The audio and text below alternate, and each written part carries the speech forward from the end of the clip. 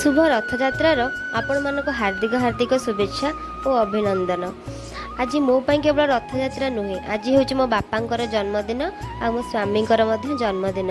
तेणुक सका मु ठाकुर को पूजा कर नहीं जेहेतु आज रथयात्रा थिला, तेणुक चतुर्धा मूर्ति को नूतन वस्त्र पिंधे बुढ़ा चकुली भोग करी।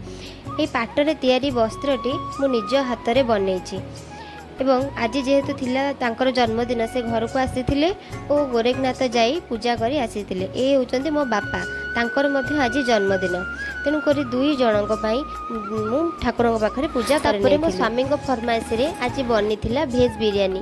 भेज बिरियानी प्रस्तुत भेजिटेबल्स को भलसे आग भाजी नहीं, परिवा सब भाजी हो गला, भलसे भाजी नेबा। परिवार मु नहीं फूल गोभी, गाजर, आलू, आउ किछि विशेष परिवा घरे नथिला। परिवा पत्र जो रेट बढ़ी गलानी, तो परिवा पत्र बेसी किछि घर को आसी पारुनी कि आम एपटे भी परिवा किछि मिलुनी। तेणुक जहाँ भी परिवा थिला मुझे भेज बिरियानी नहीं थी।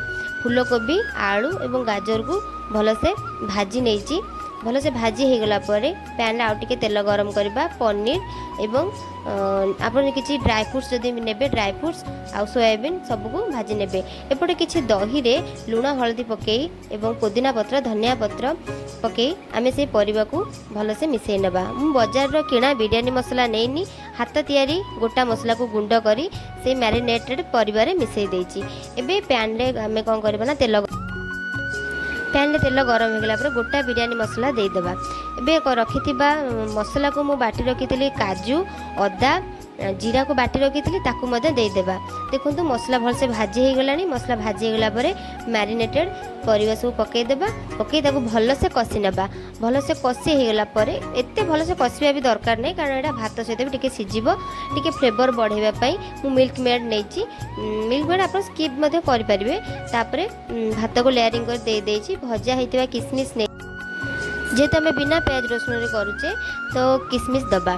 किसमिस दे फूड कलर देबे। फूड कलर दे सारला परे एबे मोर प्रस्तुत हो जाइए बिरियानी। मो झील मुझे बाड़ी नहीं बिरियानी बाढ़वा भितर दांड को आसीला रथ। सबू गाँव में जमी श्रीक्षेत्र में आज रथयात्रा सबू गाँव कुनि कुनि छुआ मैंने मिलमिशि रथयात्रा पालन करती।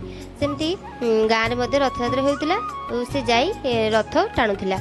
ये बाबा को खाइबा को बाड़ी देछि, से अति स्नेहर सहित बाबा को खुआई दउछि एवं पाटे जेतिकी पशुची हापी बर्थडे बाबा को से विश करथिला।